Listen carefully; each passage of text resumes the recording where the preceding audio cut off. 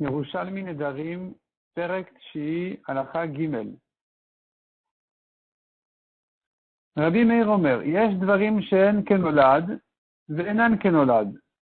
Vechachamim Modino. Rabbi Meir dit, il y a des choses qui ressemblent à Nolad.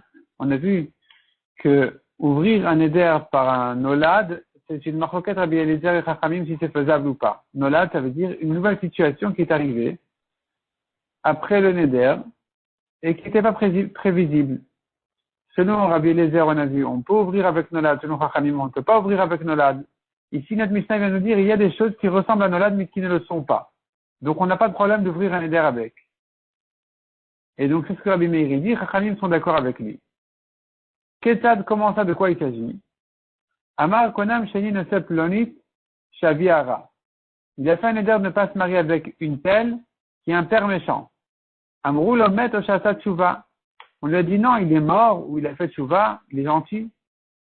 Ou bien il a dit Konam le Baïze Sheni Nichnas Shakel Evra Betocho Oshanachash Betocho. Il a fait un éder de ne pas rentrer dans cette maison parce qu'il y a un chien méchant ou un serpent dans la maison. Amroulo, on lui a dit, mais Medakel, le chien est mort, le serpent a été tué. Arehen Kenolad. Ça ressemble à Nolad, parce que c'est une nouvelle situation. Venon Kenolad. Mais c'est pas vraiment comme Nolad. Nos Chachamim Modin, nos Chachamim sont d'accord avec ça, de dire que c'est pas vraiment Nolad et qu'on peut ouvrir avec ça un Neder. Pourquoi? Explique la Gemara, Shmuel Amar, Mishum Neder Taout. Il s'agit d'un cas où le Neder a priori a été fait en erreur. Kvar Metakeled, Kvar Neraganachash. C'est-à-dire qu'on lui dit, au moment du Neder, le chien était déjà mort, le serpent a déjà été tué. Donc quand tu fais un Neder à cause du chien ou du serpent, il n'y a pas de problème parce qu'il n'y en a pas, tu t'es trompé dans ton Neder. Donc c'est une erreur sur le Neder, c'est même pas Nolad. Pareil pour le père était déjà mort, le père avait déjà fait Tshuva. Donc il y a ici une erreur sur le Neder, il n'y a pas de problème. Deuxième réponse dit la Gemara. Rabbi Ila Beshem Rabbi Lazar, ça ressemble à quelqu'un qui fait un éder à condition. Puisqu'il a expliqué, il a donné la raison de son éder, alors c'est comme s'il avait fait une condition sur son éder. Que son éder ne sera que si le père est méchant, et le chien est dans la maison, le serpent aussi, mais sinon il n'y a pas de néder. Donc puisque le père ensuite est mort ou a fait tchouva, le chien et le serpent ensuite sont morts, alors on ne craint plus son néder parce que le néder n'est que la condition qu'il soit là. Tant qu'il est là, il y a un néder. Dès qu'il est plus là, il n'y a plus de néder. C'est comme quelqu'un qui dit, je fais un néder de ne pas profiter d'un homme, un tel, tant qu'il est habillé en noir. La vache levanim. Moutarbo, dès qu'il s'est habillé en blanc, il a le droit de profiter de lui puisque c'était une condition dans le néder. Donc ici aussi, tant qu'il y a dans la maison ce chien méchant ou ce serpent méchant, je suis interdit. Sinon, je rentre pas dans la maison. Sinon, je peux rentrer dans la maison. Rabbi Zera Beshem Rabbi Yochanan, Afou Anot Tarich et Chacham. Il dit Rabbi Yochanan, dans ce cas-là, on n'a même pas besoin de passer chez le Chacham pour annuler le Neder. Ici, l'ouverture est claire. C'est même pas une ouverture, c'est que le Neder ici est en erreur, ou bien qu'il y a une condition qui ne s'est pas réalisée, donc il est permis a priori. Mishnah suivante à la Chadalet. Veod Amar Rabbi Meir.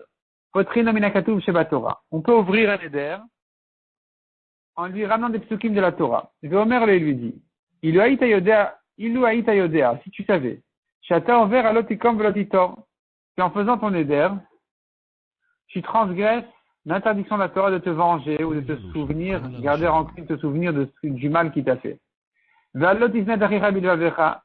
Ou bien sur le lave de la Torah qui interdit de haïr ton frère dans ton cœur. Tu dois aimer ton frère, ton ami, comme toi. Il faut que ton frère puisse vivre avec toi. Et donc, quand tu fais ton éder, tu auras un problème. Peut-être qu'il va s'appauvrir. Et tu ne pourras pas le soutenir. Et donc, tu vas transgresser la mitzvah de la Torah. Amar, il dit, si je savais que c'était si grave que ça, je n'aurais pas fait le neder, arrêt de moutard, donc on peut lui annuler avec ça le neder. La Gemara dit, la Gemara ramène le passage de la Torah qui dit, Ktiv, lotikom velotitor et bnei amecha. Ne te venge pas et ne garde pas rancune sur ton ami. Ça t'a fait du mal. Vechavida, comment ça? Comment faire? La Gemara dit, à quoi ça ressemble? Havamakta kupad. Ça ressemble à quelqu'un qui avait un grand couteau pour couper de la viande. Ou machat sakina lidoy. Et avec sa main droite, en donnant un coup sur la viande, il s'est coupé la main gauche. Tarzor vetim cheliade. Est-ce que la main gauche va se venger et va frapper la main droite? Bien sûr que non. Donc ici, quand la Torah dit ne te venge pas, la Torah ici, en fait, elle vient te dire que le peuple juif est un, il est uni, il est un, c'est comme une personne. Il n'y a pas de sens à ce que l'un se venge sur l'autre alors que finalement, ça le concerne directement. Il se fait souffrir à lui-même. Ve'avta l'eracha kamocha. Rabbi Akiva Omer zoklal gadol batorah. Cette mitzvah-là de ve'avta l'eracha kamocha, d'aimer son prochain, Rabbi Akiva dit c'est une grande généralité dans la Torah. C'est une règle générale dans la Torah sur laquelle se base beaucoup de mitzvot. Et quand quelqu'un il aime son ami, il évite beaucoup d'avérotes et il gagne avec là beaucoup de mitzvot parce que ça va l'aider, ça va l'avancer à accomplir toutes les mitzvot concernant Ben Adam Lachavero, son ami. Ben Azai Omer, Zeh Sefer Toldot Adam, Zeklal Gadol Mizeh. Ben Azai ramène un pasuk qui est encore plus grand que le pasuk de Ve'avta l'eracha kamocha, le pasuk qui dit Zeh Sefer Toldot Adam. Voici le livre de Toldot Adam, de génération de l'homme. Et donc, Zeklal Gadol Mizeh, c'est une généralité plus grande encore que Ve'avta l'eracha kamocha. Pourquoi? Alors, ici, on explique de deux manières. Soit parce que ça vient nous dire qu'on est tous les descendants de la même personne, donc finalement, on est tous de la même famille. Soit, ça se rapporte sur la fin du pasuk qui dit B'Tselem Elokim Asa et Adam. Akadosh Baruch Hu, il a créé l'homme à son image. Et donc, évidemment, quand quelqu'un il est conscient de ça, combien il doit faire attention à son prochain. Le Gemara ramène la suite de la Mishnah qui a dit Shema Ya'ani. Il risque de s'appauvrir, et donc tu auras un problème avec ton éder que tu ne pourras pas accomplir la mitzvah de le soutenir. La Gemara dit, mais l'okenoladu, n'est-ce pas que c'est un nolad? C'est un nolad, ça. Comment tu lui ouvres son éder par un nolad en disant, ah, il s'est appauvri, tu ne peux pas l'aider? C'est nolad, c'est une nouvelle situation. Amar Abizira répond à la Gemara, Aniut Metsuya. La misère est fréquente. Kehada, comme cette histoire. Chad Barna Shava Baldine Atir. Un homme, il voulait être jugé en face d'un riche. Lui, il était pauvre, et donc il a traîné en justice un riche. Atabem idon kumirab. Il voulait se faire juger devant Rav. Shalach Rav Batre, Rav a envoyé d'appeler le riche en din Torah. Amar, le riche a répondu à l'envoyé de Rav, Imhahu Ana Be Metem Don. Est-ce que c'est avec lui, ce pauvre-là, que je vais venir être jugé, moi, le riche? Car in atun gamlaya de arvaya. Ainsi, même s'ils viennent les chameaux, tous les chameaux des pays arabes, le tanin kurkesaya de aputiki, ils ne peuvent pas porter les clés de mes trésors, tellement je suis riche. D'aputiki dit, de mes trésors. Et donc, il a refusé de venir en din Torah. Shama, Rav a entendu sa réponse, Umar, et il a dit, Maumit gae de la le. Comment il s'orgueille sur quelque chose qui n'est pas à lui? C'est par tabac. Que la misère rentre chez lui. Minyad, immédiatement. Nafkat kalvusim min malchuta. Il sortit un décret du roi, de Yeholhu ou Madele de Tilion, que lui-même le riche et tous ses biens rentrent au trésor du roi, soient pris chez le roi. Atagabe Rav, il est venu chez Rav, Amalet Tili Alai Dunafshi Tarzor. Prie pour moi, il a demandé à Rav au moins que mon âme soit sauvée. Tali Aloy de Chazarala. Il a prié pour lui, et lui-même, il a été sauvé. Mais en tout cas, tu vois qu'il s'est appauvri comme ça en un instant. Et donc, quand on dit c'est nolad, non, c'est pas nolad. De dire il risque de s'appauvrir, c'est pas nolad. Ça peut arriver. Ça peut arriver, c'est quelque chose de fréquent. Mishnah suivante à la chachet. Potrine la dame de ktuvat ishto. On peut ouvrir un éder par la ktuva de sa femme. De quoi il s'agit? Un homme a fait un éder de ne pas profiter de sa femme, donc il était obligé de la divorcer. Et elle avait une ktuva de 412, c'est une grande ktuva. Ou bat ifner Rabbi Akiva, elle est venue chez Rabbi Akiva pour réclamer sa ktuva. Effectivement, Rabbi Akiva lui a dit, tu es obligé de payer toute la ksuva. Amarlo, Rabbi. Alors cet homme, le mari, a dit, Rabbi, mon père a laissé en héritage 812. Mon frère en a pris 400 et moi 400. L'odaya shetitavi matayim vani matayim. Est-ce que ça ne lui suffira pas à la femme de prendre elle 200 et moi 200? Et comment tu me dis de lui donner tous les 400? Amar le Rabbi Akiva, il a répondu Rabbi Akiva, même si tu vends les cheveux de ta tête, Adnoten aktuvata, tu lui donnes ta ktuva. Et Amar, il a dit, le mari, il a été odeur chez Uken, si je savais que c'était comme ça, le haïti neder, je n'aurais pas fait le neder. Je ne peux pas supporter une telle ktuva. Ve'tiro Rabbi Akiva, donc Rabbi Akiva lui a annulé le neder, et donc il a été resté avec sa femme et ne pas payer la ktuva. La Gemara demande, Govin minametal telin, comment on dit ici, il devait payer la ktuva de sa femme avec l'argent de l'héritage qu'il a reçu ou avec les cheveux de sa tête? Tout ça, c'est des métaltélines, c'est du mobile.